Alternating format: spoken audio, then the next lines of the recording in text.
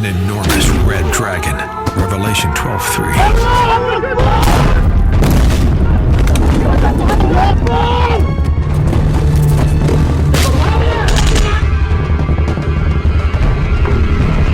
Once again, an armed attack in the Middle East, but this time it's different. October 7th was the devil's holiday. It's very hard to believe what happened, even though I was there and seeing with my own eyes and seeing them laughing and killing and having fun with it. Because if you don't open the door, they are going to kill you and they are going to kill me, so please open the door. So who are the Jews? Who are the Palestinians? And whose land is it really? Could the fate of the world, of humanity itself, be somehow tied to this place? The nation of Israel is a resurrected nation. So what if there was going to be a resurrection of another people, an enemy people of Israel? The Bible speaks about this whole war as a dragon representing the enemy attacking a woman representing Israel. The civilian deaths on both sides represent victories on the part of the dragon. Hamas did everything within their ability to maximize the civilian casualty. We came back to a land that was largely barren and empty. Okay, you gotta go and watch the movie to get the rest of it. I mean, I was getting goosebumps in here. Dinesh D'Souza is a man. I've gotten to know him. As I said before the break, I actually was his private security back in 2012 when he came to Chicago with his movie about Obama's America. And, I mean, he has always been somebody who's willing to fight and willing to just, I mean, from his early days at Dartmouth to serving in the Reagan White House to producing some of the most powerful and provocative political documentaries ever made. He has spent decades exposing deception and defending truth. His works from Obama's America to 2000 Mules have shaped national conversation and ignited movements. Now, with the Dragon's Prophecy, D'Souza takes the battle from the political arena into the realm of the spiritual. It is a prophetic lens on modern geopolitics, tying together Israel, China, the Middle East, and the unseen war between light and darkness. It is part theology, part intelligence briefing, and part spiritual wake-up call. Dinesh, welcome to Detroit's Morning Answer. Thank you. What a beautiful summary of that film. That is, I tried to do something different with it. My earlier films have been, one way or another, been about the meaning of America. Yeah. But this one integrates the political and the spiritual. It's ultimately about the great war between God and the devil. When we say the dragon's prophecy, who's the dragon? Well, the dragon from the book of Revelation is a direct reference to Satan himself. Yeah. And you know, Dinesh, you have spent a career dissecting politics, culture, and for me, two of your greatest books for me personally was The End of Racism and Letters to a Young Conservative. Those were two of it helped shape how I looked and viewed and helped me come out as a conservative when I needed it the most. But in the Dragon's Prophecy, as you just stated, you confront something more ancient. This is how I felt it. It's almost like a cosmic conflict. When did you first discern that the real war behind global politics was spiritual rather than ideological? Well, people will say, and I have said before, that underneath our political debate, there is a moral debate. Underneath that, there is a spiritual debate, even spiritual warfare. But what is rarely said is, who is the warfare between? Who are the combatants in this warfare? What are they fighting about? What is at stake? Yeah. Now, if that battle is, as I think it is, between God and the devil, going back to the very beginning, the rebellion of the rebel angels in heaven, then it's a war that has been raging for all time. And one of the questions this movie raises is it coming to a kind of climax? Now, the devil can't defeat God, right? The devil cannot overthrow God. So what does the devil do? He thinks about, what does God care about? Let me go and ruin that.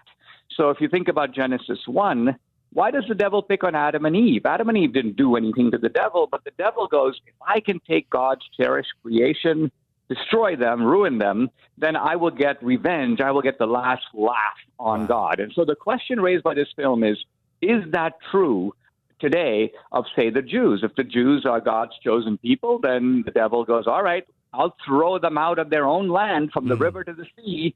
I will take their holiest site, the Solomonic Temple in the middle of Jerusalem, and stick an Islamic victory arch right on top of that, adjoined to a mosque, the Al-Aqsa Mosque. In fact, I, the devil, will go and sit on God's holiest place, and then I will go after the so-called spiritual Israelites, which is the Christians. Yeah.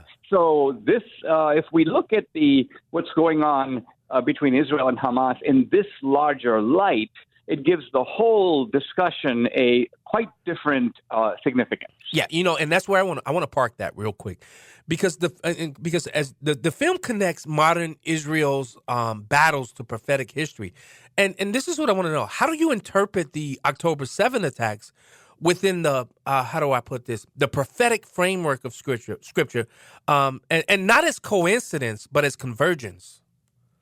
So one way to think about it is, one way you get an insight into the future is you also have to look at the past. And one of the points made by Jonathan Cahn, he wrote the international bestseller called The Dragon's Prophecy, on which the film is based. So he says the battle between Israel and Hamas is a recreation of an ancient battle between the Israelites and the Philistines as described in the Bible. Now, Philistine, Palestine, same word, same name, carried through history. But Khan's real point is that the tactics are the same. So if I can illustrate, one of the heroes of the Bible is Samson. Yes. He represents the strength of Israel. He's captured by the Philistines. What do? They blind him. So they blind him in much the same way that Israel was, quote, blinded on October 7th. And then the Bible says they dragged him where? To Gaza. So Gaza's in the Bible. And it says that when Samson arrived in Gaza, the people of Gaza said, strip him and bring him out so we can be entertained by him. Sure enough, what happens after October 7th? They take the captives, the hostages, they strip them to the waist, they parade them in the street, and people are dancing around them. Allahu Akbar. So Khan makes this arresting observation that's in the movie. He goes, Samson was really the first hostage of Gaza. So suddenly we can see that these events are not just happening right here. They are drawing back on things that happened in the Bible 3,000 years ago. So here we see how the past and the present, and then biblical prophecy, of course, is pointing to the future, are all connected in one very subtle but very eye-opening tapestry. Wow. Jonathan Cahn often speaks of harbingers, the divine signs in the flow of history. As a historian and philosopher yourself, how do you reconcile faith and prophecy with the demand for empirical evidence? I would put it very simply, and I don't go into the sort of nitty-gritty, because I know there are people who will lay out the end times blow by blow. My own view is that the book of Revelation is somewhat deliberately veiled or obscured. We are not supposed to necessarily know what's going to come next and next and next like that. But there are some big landmarks. So the re-congregation of the Jews, not just the Jews coming back together after 2,000 years, but coming back together in their ancestral homeland and, eating the same food and doing the same rites and holidays and worshiping the same God and reviving the Hebrew language. I mean, this is from a very secular point of view so implausible as to be a modern day miracle. Yeah. And it is in fact forecasted in the Bible. And then the Bible makes some other forecasts that have to do with the fact that the temple will at some point be rebuilt. And there are people who are planning for that to happen. There are red heifers in Shiloh, which are supposed to be sacrifices in the temple. So we filmed the red heifers. So we take you into just a tantalizing look at where all of this may be going. And I think it gives an exhilarating call to action, which is that just as in some ways the Jews are going back, putting on the armor like the ancient Israelites, we as Christians also need to put on the spiritual armor that Christians have had, that Christians demonstrated in the book of Acts, that kind of fervor And so the movie, in that sense, ends on a very powerful sort of note of revival. So it's kind of amazing that everyone's talking about revival after Charlie Kirk's assassination, and this film fits beautifully into that spirit of restoration and revival. Yeah, if you're just joining the show, we're talking to documentarian, author Dinesh D'Souza and his take on his new movie, The Dragon's Prophecy. Now, Dinesh, Michigan has one of the largest Muslim populations in America, particularly around Dearborn, Hamtramck, and Detroit. Why should Muslim Americans, many who care deeply about family, morality, and faith, take an interest in The Dragon's Prophecy? Because there is a internal battle raging in Islam between the sort of the jihadis and the Muslim population in general. And it's impossible to say exactly how many are in each of these camps, but I know a number of Muslims who are just great people. They practice their faith, they live by the laws, they have no intention of, stabbing anybody. And they have no intention of imposing Sharia law on unwilling Jews and Christians. So what I would like to do is I'd love to have Muslims see this movie, engage with it. This is not an anti-Muslim film. It is an anti-global jihad film. Well, that's one of the reasons why I really wanted to have you on. I mean, I interviewed the Imam of Detroit, and he and we talked about October 7th. And one of the things that he had to his take on it was pretty much that America causes a lot of these conflicts as it relates to the Muslim community and places like Israel. Is that a true statement? Because because I even played a lot of the clips of them shouting "Death to America," and he didn't really answer the question, but he kind of skirted beyond it and made it about America being the problem. Is that true, Dinesh? Well, it is true to a minor extent. And by that, I mean a lot of Muslims in Iran prior to the revolution blamed America for supporting the Shah.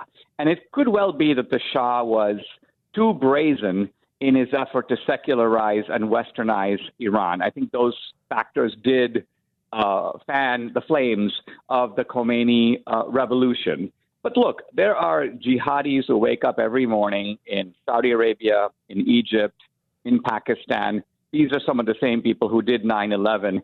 They are not concerned with Palestine or Gaza. That Gaza could not be less important to them. They are involved in a global project. They want not only to take over their part of the world, they want to infiltrate Australia and Canada and Europe and America. And so what we have some of these radicals running for school boards in Texas, and they want 100 Ilhan Omars. So I think all of this is far beyond simply Gaza. That's why when they say Israel is the little Satan, you should believe them. It's a small part of it, but it's by no means, we should not think that somehow if Israel gave up and let's just said, oh, you take over this land, we're going to go someplace else, that somehow this problem would go away. It won't. Yeah, Dinesh D'Souza, as someone who has studied not only Marxism, totalitarianism, and globalism firsthand, do you see these movements as the modern instruments of that same ancient dragon described in Revelation? Yes, and I think in the modern age, the dragon has sort of two tails. And let me put it this way. There is an extremely odd alliance between the cultural left, which is, LGBTQ, which is socially and sexually very promiscuous. And on the other side, the Islamic jihadis. I mean, think about it. You could not find two groups that are in cultural and moral ways further apart from each other. And neither of them can inhabit each other's world very easily. You can't take a bunch of LGBTQ guys and put them in Gaza. Yeah, no. They would be finished. Yes. And similarly, you cannot take these Orthodox sort of hardcore Muslims and put them in the Folsom Street Fair, let's say in San Francisco, where you've got all these naked men running around and, dressed up as dogs and barking on the street and all this craziness. And yet they are united and joined at the hip. Why? Yeah. Because they have a common enemy. And who is that common enemy? Basically, it's Israel and it's Christians. Yes. And so I guess my point is that since the bad guys, since the devil's platoons are uniting, therefore God's platoons need to also unite on the other side. And that is in some ways the philosophical architecture of this film. By the way, if you let me say, yes, The film is in theaters tonight, and Wednesday night, just 2 nights, and then it goes into streaming on Thursday. And all the tickets come from one place, the website, which is the dragonsProphecyFilm.com. Now, I definitely have to go and watch it. Maybe we'll see if Salem will do something either here in Michigan or in Illinois. But Dinesh, you've built your career on logic and documentation. I have used so many of your books' arguments in my debate prep, and wherever I've gone, I've used it. Did you find moments in this project where faith had to override reason, or did reason itself begin to validate faith? Well, Jonathan Cahn is making a biblically based sort of analysis. And so I let him unfurl this analysis, which is extremely thoughtful and provocative. It's sort of like the best sermon you ever heard. Yeah. But then I pull back and I say, look, Jonathan Cahn's audience is 100% Christian. Mine is Christian, but I also have secular people. My own mind is to some degree largely secular. And so there are going to be people who say, well, Dinesh, this is all very interesting, but how do we know we can trust the Bible? How do we know that these biblical figures, Pontius Pilate, King David, Isaiah, Jeremiah, how do we know that these are real people and real events? And so that's when I do not a detour, but a kind of pivot into biblical archaeology. And, there I am in the archaeological pit. I'm pulling out like seals and stones and fragments out of the ground. And so we're able to sort of authenticate the Bible by looking at some of the astounding discoveries of modern archaeology, really in the last 25 years. And that is a way of showing that, look, you can disagree with the theology of the Bible, you can question the miracles, but the Bible is talking about real people and true events. And, the biblical dragon is a symbol of satanic power and rebellion. But you also draw China in. China calls itself the dragon. How much of that connection do you see as coincidence versus prophetic manifestation? Well, I'm not sure of the answer to that. I do think that to some degree we're dealing with metaphors, but metaphors also have the ability to compress reality sometimes in ways that logic doesn't really get to. And so this is really why poets, for example, have sometimes been called sort of the secret legislators of mankind, is because they have a way of stating things that are somewhat inexpressible, but stating it in such a beautiful way that we get it, even though they're speaking in the language of metaphor. Now, a film, unlike a book, is by definition an emotional medium. And so what I try to do in my films is make them very emotional and very entertaining, but also jam-pack them with useful and important information. And I think that combination is the key to making a film really good. It's that you go there, you enjoy it, it's an emotional experience, and at the same time, you learn a lot. Yes. Dinesh D'Souza, you truly are a national treasure, and here's the reason why. You've given the right a language to fight a lot of political deception. Now you're giving the church a lens to fight spiritual deception. Which is the greater war, in your opinion? The greater war is the spiritual war. And in some ways, this war is raging inside of our own soul. Someone once said, I think it might be Solzhenitsyn, that the line between good and evil is not just simply here versus there or us versus them. It runs through every human heart. And we understand this, that there's a side of us that is always being tempted by the dragon, and there's another side of us that is fully capable of responding to God's call. And this movie, in this sense, is drawing on Lincoln's great phrase, the better angels of our nature. It's calling us ultimately to take the right side. I love it. Dinesh D'Souza, can you give also that information again as to where people can find it, where they can go and watch the movie, and where will it be streaming? Which platforms? So try to see it in the theater if you can. I make the movies very cinematic. It's in theaters tonight and also Wednesday night. The tickets are from the website, Dragons, plural, the dragonsProphecyFilm.com. Starting Thursday, it's going to be streaming on Salem Now, and you can access that through the website. It's also going to be streaming on Rumble. It's like a pay-per-view. You just pay, buy your ticket, and boom, watch it on Salem Now or Rumble. So today and Wednesday in theaters, and then streaming and DVDs available starting Thursday, October 9th. Awesome. Dinesh D'Souza, documentarian, author, now the documentary, The Dragon's Prophecy. I want to thank you. And I do believe I'll be seeing you at Freedom Summit this coming November, correct? In Chicago? I look forward to it. I'm not exactly sure because things are such a whirlwind, but I hope so, and I'll look forward to seeing you. Thank you so much, Dinesh D'Souza. And guys, let's make this one of his best documentaries that he's ever done. Let's go out and watch it in Maz, and because Dinesh D'Souza does some of the best work across this land. Thank you so much, sir. Thank you. You know, I love that guy. I'm telling you, if you guys haven't read any of his books, I'm telling you, The Inner Racism, I'm thinking about that one. Letters to a Young Conservative. I mean, he's had, just a litany of different books that I'm telling you, you would love them. Obama's America, Stealing America, The Big Lie, exposing the Nazi roots of the American left, not the American right, which they try to do. Death of a Nation, United States of Socialism, and Vindicating Trump. So he's just an amazing guy.